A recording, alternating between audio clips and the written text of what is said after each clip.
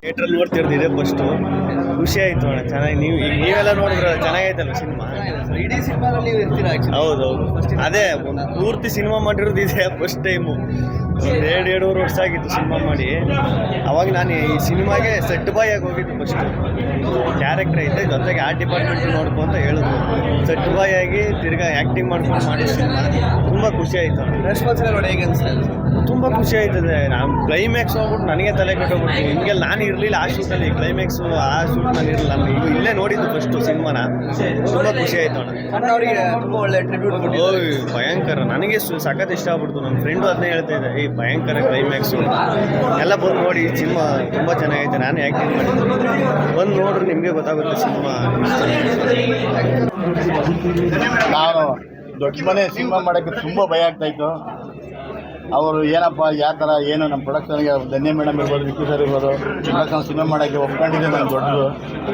ನನಗೆ ಇವಾಗ ದೊಡ್ಡ ಮನೆ ಹಾಕೊಂಡ್ರೆ ಇವಾಗ ಪ್ರೀತಿ ಜಾಸ್ತಿ ಆಗಿದೆ. ಸಿನಿಮಾ ಚೆನ್ನಾಗಿ ಬಂದಿದೆ ಅಂದ್ಕೊಂಡಿದ್ದೀನಿ. ನೀವೆಲ್ಲರೂ ನಿಮ್ಮೆಲ್ಲ ಸಪೋರ್ಟ್ ಖಂಡಿತ ನನಗಿರಲಿ. ನಾನು ಮುಂದೆ ಕಂಟಿನ್ಯೂ ಸಿನಿಮಾ ಮಾಡಬೇಕು ಅಂತ ನಾನು ನಿಮ್ಮೆಲ್ಲ ಸಪೋರ್ಟ್ ಇದ್ದೆ ಖಂಡಿತ ಸಿನಿಮಾ ಇಂಥ ಕತೆ ಮಾಡುವಾಗ ಒಂದು ಸ್ವಲ್ಪ ಇದಿರುತ್ತೆ, ಅಂದರೆ ಟ್ರಿಕ್ಕಿ ಇದೆ. ಕೊನೆ ತನಕ ಏನಾಗುತ್ತೆ ಅನ್ಬೋದಲ್ಲ, ಬಟ್ ಲಾಸ್ಟ್ ಕ್ಲೈಮ್ಯಾಕ್ಸ್ ಜನಕ್ಕೊಂದು ಕನ್ಫ್ಯೂಷನ್ ಸಿಗೋದು, ಓ ಇದು ಕತೆ ಅಂತ. ಹೌದು ಸರ್, ಈಗ ಕ್ಲೈಮ್ಯಾಕ್ಸ್ ರಿವೀಲ್ ಮಾಡಬಾರ್ದು ಅಂತಿತ್ತು. ಇಲ್ಲಿವರೆಗೂ ಇವತ್ತೇ ರಿವೀಲ್ ಆಗಿರೋದು. ಅದು ತುಂಬ ಖುಷಿ ಆಯ್ತು ನನಗೆ. ರಾಜ್ಕುಮಾರ್ ಸರ್ ನಮ್ಮ ಪ್ರೊಡಕ್ಷನ್ ಮಾಡಿದವರಿಂದ ನನಗೆ ತುಂಬ ಹೆಮ್ಮೆ ಆಯಿತು. ನಾವೆಲ್ಲ ಚಿಕ್ಕ ಅವ್ರ ಅಭಿಮಾನಿಗಳು. ನಾವು ರಾಜ್ಕುಮಾರ್ ಸರ್ ನೋಡೋಕ್ಕೆ ಆಗಿರಲಿಲ್ಲ.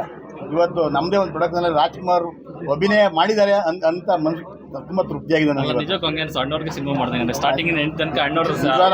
ಅದೇ ನಾನು ದೊಡ್ಡ ಮನೆ ಸಿನಿಮಾ ಮಾಡೋಕ್ಕೇ ಭಯ ಆಯ್ತಿತ್ತು.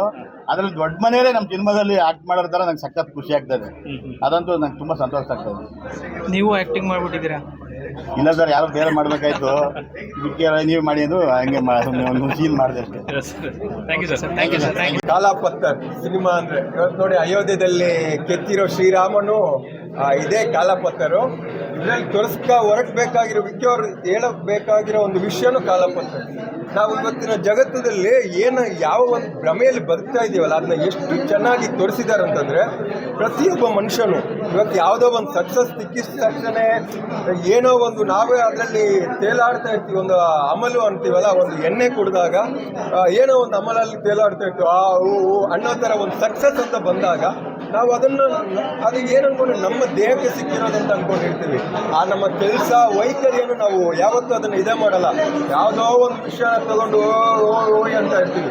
ಅಂಥವ್ರು ಬಂದ್ಬಿಟ್ಟು ಸಿನಿಮಾ ನೋಡಿ, ಪ್ರತಿಯೊಬ್ಬ ಆ್ಯಕ್ಟರ್ಗಳು ಬಂದ್ಬಿಟ್ಟು ಸಿನಿಮಾ ನೋಡಿ, ನಾನು ಇವತ್ತು ಹೇಳ್ತಾ ಪ್ರೇಕ್ಷಕರಲ್ಲ, ಇವತ್ತು ಸಕ್ಸಸ್ ಅಲ್ಲಿ ಅಂತ ತೇಲಾಡ್ತಾ ಇರೋ ಎಷ್ಟೋ ಜನ ಇದ್ದಾರೆ, ಅವ್ರು ಬಂದ್ಬಿಟ್ಟು ಈ ಫಿಲ್ಮನ್ನು ನೋಡಿ.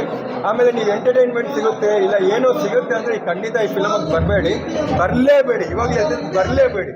ನಿಮಗೆ ನಿಜವಾಗ್ಲೂ ಏನೋ ಒಂದು ನಾನು ಏನಕ್ಕೋಸ್ಕರ ನಾನು ಇದ್ದೀನಿ, ನಮ್ಮ ಭ್ರಮೆಯನ್ನು ಹೋಗಲಾಡಿಸ್ಬೇಕು ಅಂತಂದರೆ ಈ ಸಿನಿಮಾಗೆ ಬನ್ನಿ, ಖಂಡಿತ ಬನ್ನಿ. ಯಾವುದೋ ಒಂದು ಭ್ರಮೆಯನ್ನು ನಿಮ್ಮನ್ನು ನೀಗಿಸುತ್ತೆ. ಸರ್ ಆ್ಯಕ್ಟಿಂಗ್ ಎಲ್ಲ ಹೇಗೆ ಮಾಡಿದ್ದಾರೆ ಸರ್? ಅಷ್ಟೇ, ಇವತ್ತು 2 ಫಿಲ್ಮ್ ರಿಲೀಸ್ ಆಗಿದೆ. ಅಂದರೆ ನಿನ್ನೆ ಒಂದು ರಿಲೀಸ್ ಆಯ್ತು, ಇವತ್ತೊಂದು ರಿಲೀಸ್. ಅಂದರೆ ತುಂಬ ಎಕ್ಸ್ಪೆಕ್ಟ್ ಮಾಡಿರೋ ಒಂದು ರಾಣಿ ಅಂತ ಹೇಳ್ಬಿಟ್ಟು. ಆಮೇಲೆ ಇದೊಂದು ರಾಣಿ ಅಂತ ನೋಡಿದರೆ ಒಂದು ಒಳ್ಳೆ ಆ್ಯಕ್ಟರ್ನ ನಮಗೆ, ಅದೇ ಕನ್ನಡಕ್ಕೆ ಒಳ್ಳೆ ಆ್ಯಕ್ಟರು ಒಂದು ಇದಾದರೆ, ಯಾಕಂದರೆ ಕನ್ನಡದ ಫಿಲ್ಮ್ ಅದು. ಕನ್ನಡ ಫಿಲ್ಮ್ ಅಂದಮೇಲೆ ನನಗೆ ಇದು ಬೇರೆ ಅಲ್ಲ ಅದು ಬೇರೆ ಅಲ್ಲ. ನಾನೊಬ್ಬ ಕನ್ನಡಿಗನಾಗಿ 2 ಫಿಲ್ಮ್ ಬಗ್ಗೆ ನಾನು ಮಾತಾಡ್ತೀನಿ. ರಾಣಿ ಫಿಲ್ಮ್ನಲ್ಲಿ ನೋಡಿದರೆ ಒಬ್ಬ ಆ್ಯಕ್ಟರ್, ಒಂದು ಕನ್ನಡಕ್ಕೆ ಒಬ್ಬ ಉದಯ ಅಂತ ಒಬ್ಬ ಹೊಸ ಆ್ಯಕ್ಟರ್ ಸಿಕ್ಕಿದ್ರು. ಇದರಲ್ಲಿ ನೋಡಬೇಕಂದ್ರೆ ಹೊಸ ಡೈರೆಕ್ಟ್ರು ಸಿಕ್ಕಿದ್ರು ನಮಗೆ ಕನ್ನಡಕ್ಕೆ. ಆ್ಯಕ್ಟಿಂಗಿಂದ ಜಾಸ್ತಿಯಾಗಿ ಒಬ್ಬ ಡೈರೆಕ್ಟ್ರು, ಅದು ನಾನು ಹೇಳಕ್ಕೆ ಇಷ್ಟಪಡ್ತೀನಿ. ಹೀರೋಯಿನ್ ಆ್ಯಕ್ಟಿಂಗ್ ಎಲ್ಲ ಹೇಗೆ? ಹೀರೋಯಿನ್ ಆ್ಯಕ್ಟಿಂಗು ಅದೇ ನಾಮಕೋಸ್ತ ಅಂದರೆ ನಿಜ ಹೇಳಬೇಕಂದ್ರೆ ಅಷ್ಟೊಂದು ಅವ್ರಿಗೆ ಪ್ರಾಮುಖ್ಯತೆ ಇರಲಿಲ್ಲ.